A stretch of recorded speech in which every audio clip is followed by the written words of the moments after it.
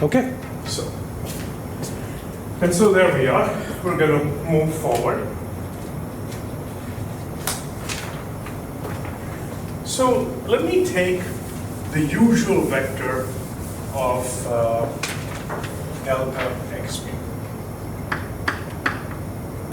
What does that mean? This is delta t, delta x, delta y, delta c. Correct? That's what delta x mu is. Delta CT. Delta ct, good. Very good. Okay? So suppose I take the norm of this vector. So if I do this, mu nu, delta x mu, delta x nu, I would get minus delta, or let me write it this way, c squared delta t squared plus delta x squared plus delta y squared plus delta c squared. Now let me look at all such delta x's such that this quantity is less than 0. Okay? So if I pick, so this is a choice.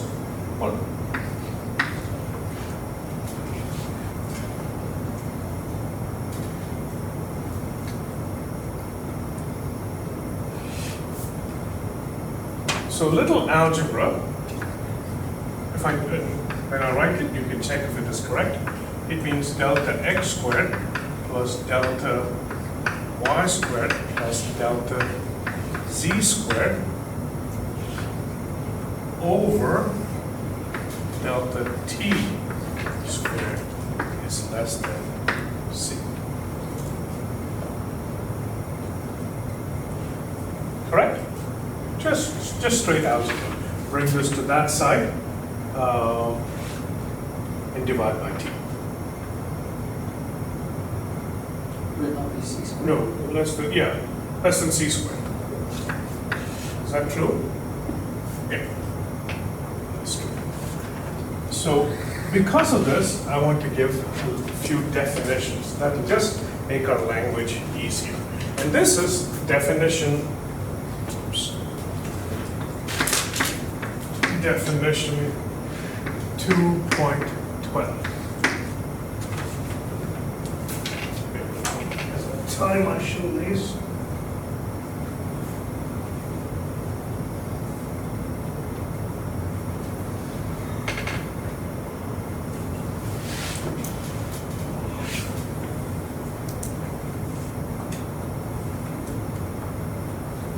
Okay, so suppose I have any vector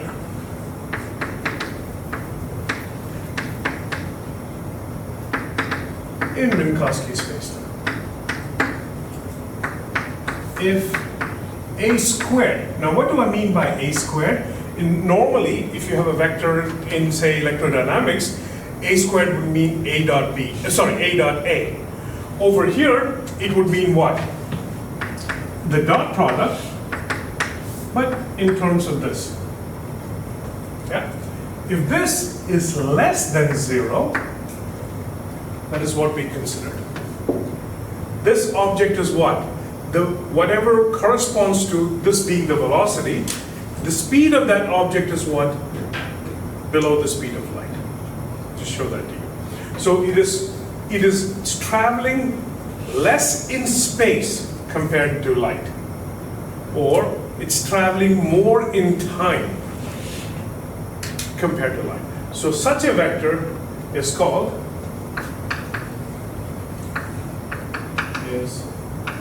time-like. It's one word. Okay? So that is point 1. You can guess this if a squared equals 0. First of all, that is a weird vector, right?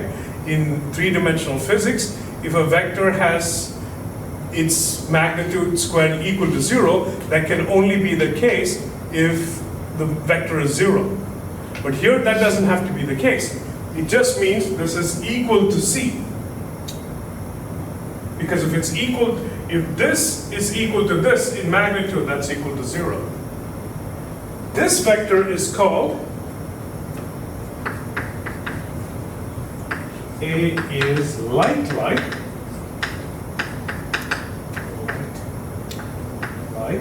or you can imagine null. You call it null because it is 0. Yeah. Should that be less than or equal to 0 then on that left-hand part? Over here? No. Above? No, on the left-hand side of the board. Left-hand side. Should that be? Yeah. No, this I just did this for time like as a comparison. Oh, okay. But if you are including both time-like and light-like, Yeah, it would be less than or equal to 0. Yeah. And if a squared is greater than 0, what does that mean? It doesn't exist. Then a is space-like. It's traveling more in space and less in time compared to light, or it's faster than light. If such a thing were to exist. If an object would have a space-like velocity, then it's going faster than the speed of light. Obviously, we don't want that. Yeah? But at least we're setting up language for it. So normally, you and I would be time-like vectors. Compared to light, we're a little lazier. We move more in time and less in space. Meaning, in the same amount of time, light would have traveled a larger amount of space. Yeah? And this is assuming that we cannot go at the speed of light. We'll have to clarify that assumption and see what goes into that argument. Okay, so again, I changed it as definition 2.13. It doesn't matter. I'm just setting up notation. If a squared equals -1, it is negative, but not just negative, it's -1. Then a is unit time-like. It's a unit vector, but it's cursed to be negative. Right? What is the exact word I like to use? Yeah, unit is a unit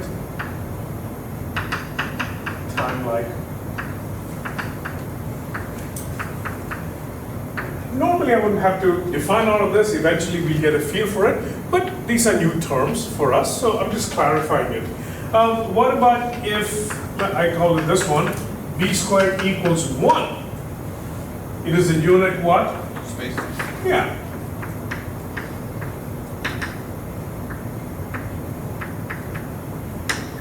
And if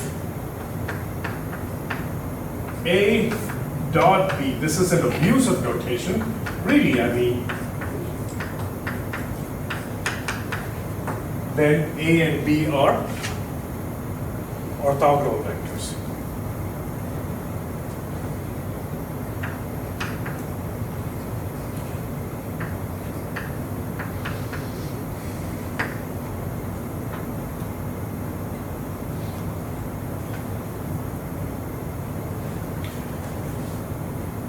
So I could, for example, have an orthonormal basis.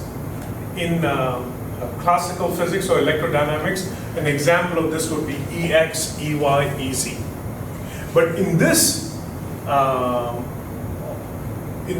relativity, what would be an orthonormal basis? So they have to have unit magnitude and they need to be perpendicular to each other. Correct? So I can pick this vector, this vector. I can pick others, but this is the most easiest one.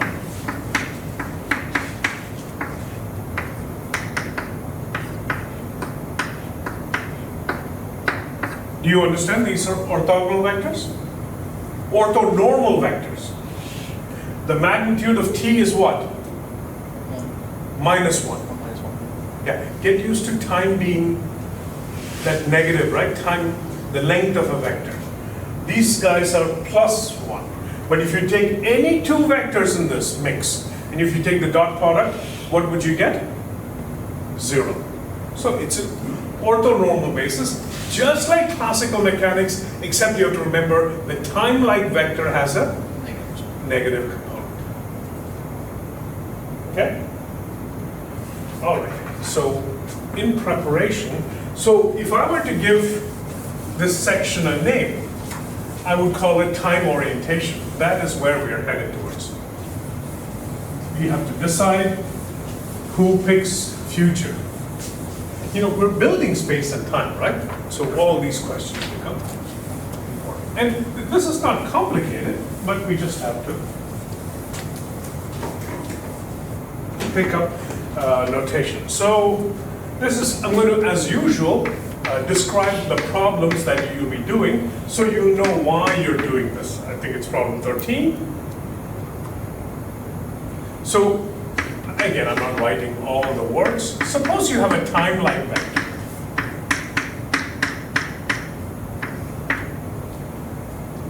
Yeah? When it's a time-like vector, what does that mean? It's just a square. Square is less than 0. Yeah.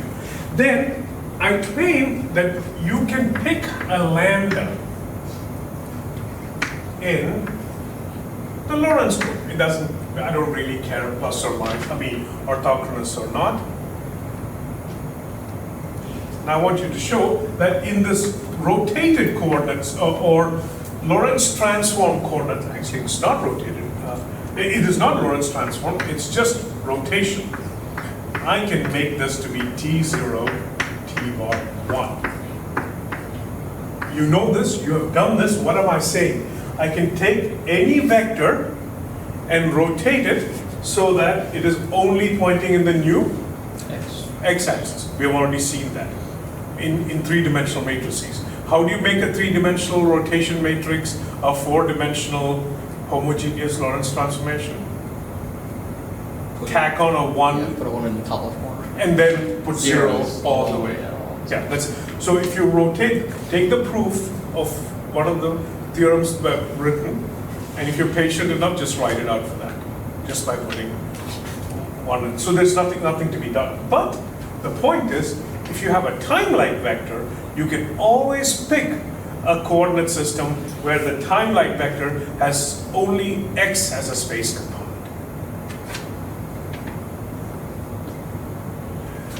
So then, the next problem,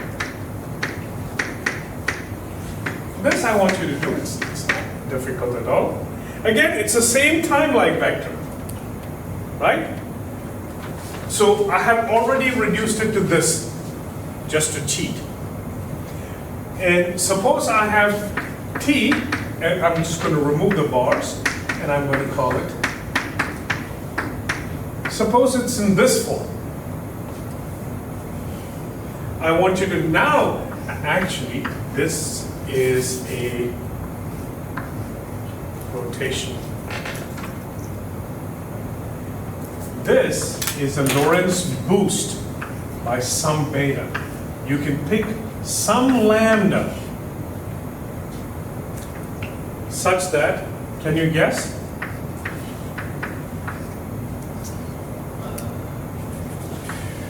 That's not fair. So,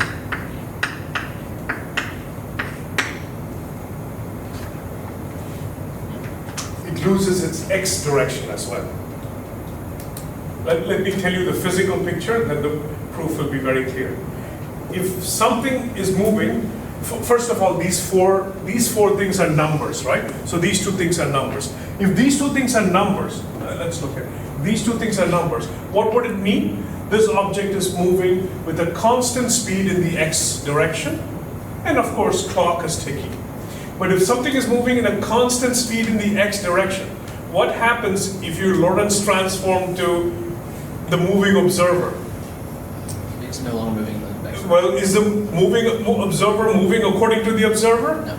This is a mathematical statement of that. So, as trivial as these things are, if you spend as much time as you need, then you'll find it to be trivial. That's what I mean by trivial. So that's just saying that time is still ticking for the observer, but they're not moving. It's respecting with respect to. I mean, if you're, if you see a spaceship moving by at 100 miles per second, if you jump on the spaceship, It doesn't feel like it's moving either. it doesn't feel like it's moving. So it just makes the moving observer the initial observer? That's correct. That's correct. Yeah. But you're still measuring the speed that observer is going with respect to themselves. With respect to themselves. Okay, Yeah. which is zero. Yeah. Okay. That sentiment is captured by the statement that no matter where you go, there you are. Yeah. That's true. All right. Good. So I know I'm just defining things, but it's important. So, and you can see why this becomes important. I want to know what space is. But then the real question is, space is for who? Which observer? Yeah. So definition 2.15.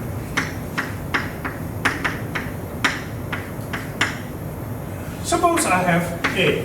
It's a vector in Minkowski spacetime. Then I'm going to define a set, a perp. This is how you say it. A perpendicular. And this is the set of all vectors B in Minkowski spacetime such that what? It's perpendicular to A. What does that mean? Such that A, B is equal to what? A vector that is perpendicular to A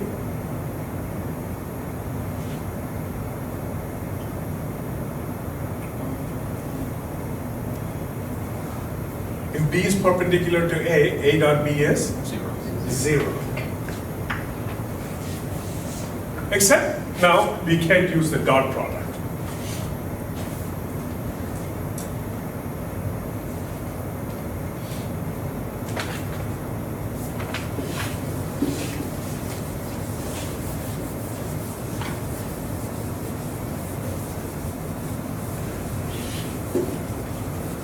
When I take the dot product, which inertial frame should I use?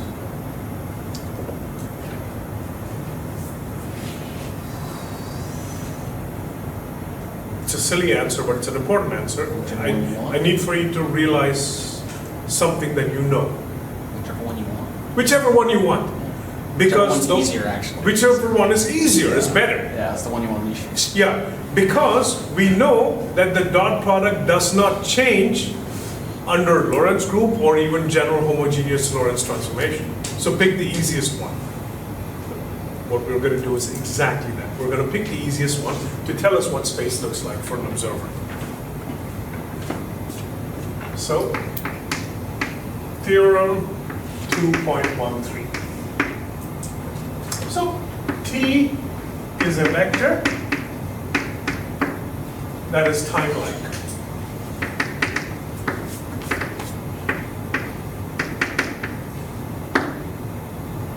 Then, T perp. What is space? How big is space? How many directions can you go? Quite a few. Okay. How many independent? Very good. How many independent directions can you go in? 6. 1, 2, 3, 4, 5, 6. Well, infinitely many, isn't it? How many independent directions can you move in? 3. 3. X1. Yeah. Okay. I was about to say. Well, I mean, like, I'm thinking like. Space is 3-dimensional. You choose a direction up, down, forward, Yeah. back. Listen, no, I'm just being silly. Everything, space exists for us in 3 dimensions. This is a 3-dimensional Yeah. object. Yeah. It's a 3-dimensional object. Yeah. So, but here's the theorem. It says T is a 3-dimensional subspace of M4 consisting of only space-like vectors.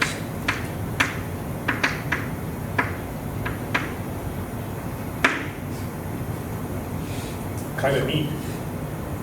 I mean, we know this, but we want to show that under the constraints of relativity, under this complex four-dimensional vector space, that we know to be true is still retained. Yeah? And the proof is based on what Jackson said earlier. If you're going to take the inner product of a vector, take it in the easiest frame possible, right? So suppose I have T, that's this thing.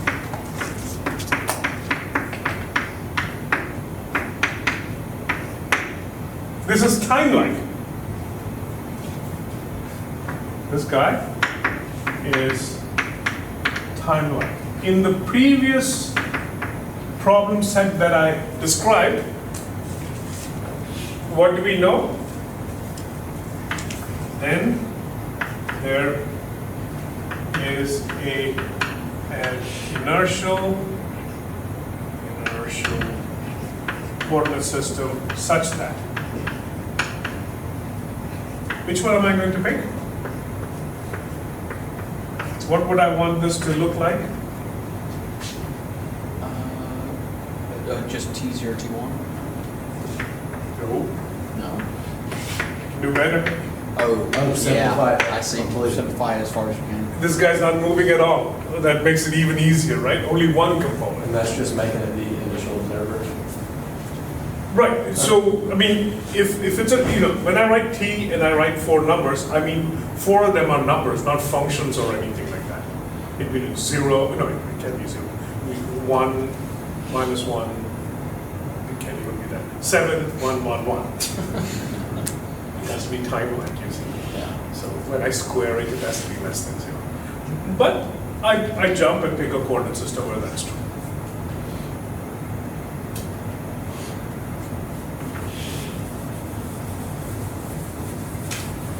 How do you get greater than 0? No, let me. Go ahead. How do you get greater than 0 if eta will always make that first number negative? How do we get? Oh, that's easy. 0, 1, 0, 0. Because the eta is positive 1 at the X position, or at T1 position. So if P1 equals 1, it's negative 1 times 0. Oh. And then But I can even make it more complicated. I put 1, 1, 1, 1. It's 1 time and 3 of space. You add it up. Minus 1 plus 1 plus 1 plus 1 plus. And it'll give you a multiple. Give me 2. Yeah. Yeah, but this is a time-like vector. So it has to be, that first number is always going to be way bigger than the other ones? Is that basically what that means? Correct. Yeah. The square of the first one should be greater than sum of the squares of the other 3. Okay. More in time than in space, yeah? Okay, so first of all, I'm going to go to an inertial frame where my time-like vector looks like this. Now you know what my space-like vectors look like. So I define S1. I'm going to put it in R.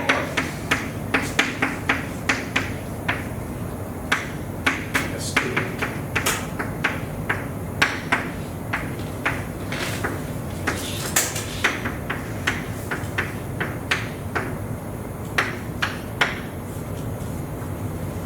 Are these vectors orthogonal to that?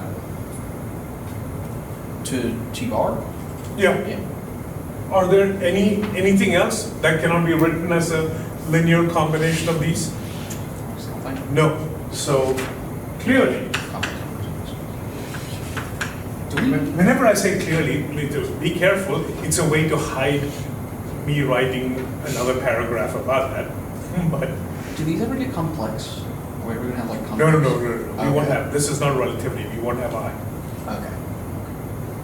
Clearly, what? T perp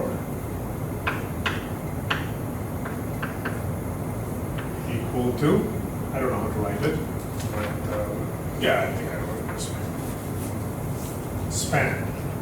All the vectors span by And I can call it, oh, I did call it Y. Yeah.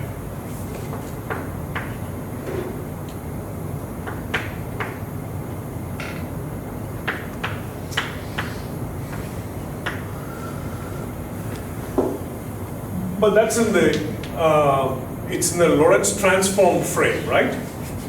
But this is also, it has to be span of what? I can transform it, I'm using notation here. I can use that same lambda that was used to get here and rotate it back to any other frame. Now this one, when transforming back, might obtain a time-like component, but it'll still be 0. Yeah? So, what is orthogonal to time? It is space. If I can do it in one coordinate system, I can do it in any coordinate system. So space is always orthogonal to time? No. That's not true. Given a time-like vector, there's a three-dimensional space-like vector. So if you're moving relative to me, we have already seen your space is not my space. Yeah? But for you, space is three-dimensional. And for me too, my space, my pure space, no time, is three-dimensional. Except my three-dimensional space will not agree with your three-dimensional space. I'll give you a diagram. That's a good question. You've seen it, so. Let's do this in 2 dimensions by hiding the y and z axis, like the way we normally do. X, you have CT. And if this is my time-like vector for this guy, right? Somebody not moving does what? This is time-like, right? According to this guy, what is space?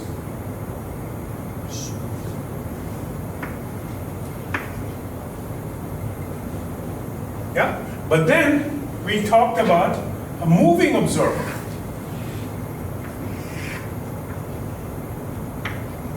C T bar X bar. Correct?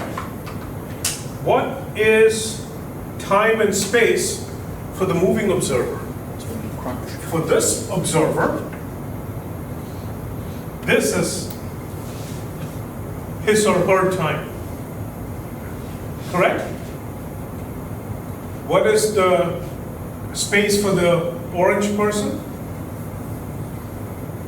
Along the X bar. Yeah. So it is this entire plane. So this person sees a three-dimensional plane like this. This person sees a three-dimensional plane like this. Both of their three-dimensional planes don't agree. But the fact of the matter is, they are indeed three-dimensional.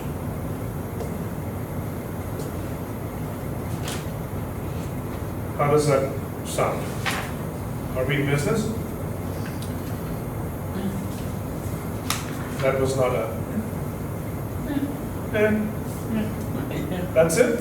So we need to set up my 401k. And would those invert if you were to make the observer that's moving the initial observer? Or Hold stationary? on just 1 second. Let me get the notes organized. It does not go back. Yeah, Like, it go doesn't ahead. go backwards. Sorry, you were saying? For the moving observer, Yeah. let's say you were to make them the initial observer, what happens to the previous initial observers? It doesn't just Bounce back. expand back out. I don't think that's possible. So you mean we consider this to be our primary initial? Oh, how will the graph look like? Yeah. I give you 2 answers. I don't recall. B, that's a good thing for you to do. Write the inverse transform and graph it and show it to me next I time. believe it still ends up swishing, doesn't it? I think so. Because I'm trying to remember from modern. Yeah, because, like yeah. in modern, we Yeah, yeah. we Yeah, it has to be that way. It has to squish back in. Yeah, yeah. It doesn't ever go out. No. Yeah. But I'd like to, when I walk into class on Wednesday, I'd like to see that diagram, please. So like write the inverse transform, graph it, and Yeah. Good.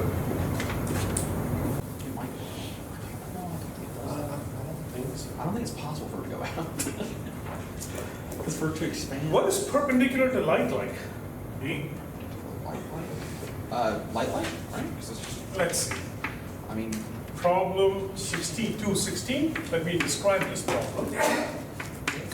Suppose n, I chose n, n0, n1, n2, n3 is light length. What does that mean? it means that it is traveling at, or well, The length- squared is c. Zero. Or c squared. Yeah. Zero. So then I want you to, this time, do two things. First, I rotate. Oh, no, actually, when I rotate, I'll get the answer. What is the question? Yeah. So I want you to rotate so that a light-like vector points only in which spatial direction? Which way do I want to point the laser beam? X direction. X-axis. So I would want this, right? Let me write something I don't want you to write. I'll fix that. I would want to write, well, if you want to do this. This is the way I would want to have it, correct? The one If- you in bar on the left side? Yeah, well, N bar, right? N bar will be on Yeah, this side, yeah. but I feel like, don't you want it to be at the same time? Isn't that the idea? No. But I mean, I'm just saying I can point the laser at the x-axis Okay. if I choose a new frame. Does that make sense? But here I know something more. What must be the length of this vector? Length squared? Or it'll be to 0. 0. So this has to be of the form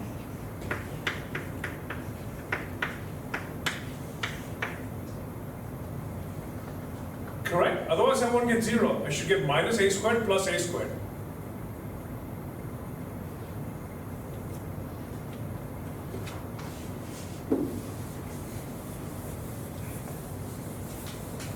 And I have a nice little result.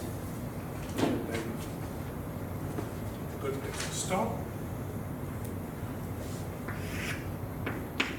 Theorem 2.14. So n is again I think more precise. If you read it and if you see lack of clarity, let me know. I can change it. But n is like. Then I claim n perp is the span of 3 vectors.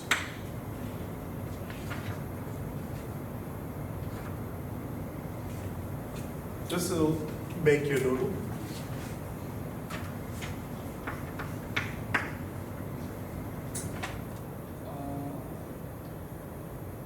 Is n orthogonal to itself? Yeah, What is n dot n? 0. So it's n. And then 2 space-like vectors. Oh, I see. Okay. This is the theorem, we prove it. Is n just orthogonal to any vector? N is orthogonal to itself And space. and 2 space-like vectors. And these 2 are space-like. Is it orthogonal to time-like vectors? Nope. Okay, only to space. Yeah, light has to move in time. Oh, sure. Yeah. So the proof is very simple. Clearly, I have a reference frame where it's like this, right? From the previous problem. What will I pick? I pick S1 to be, And that's 2 is just 0, 0, 0. and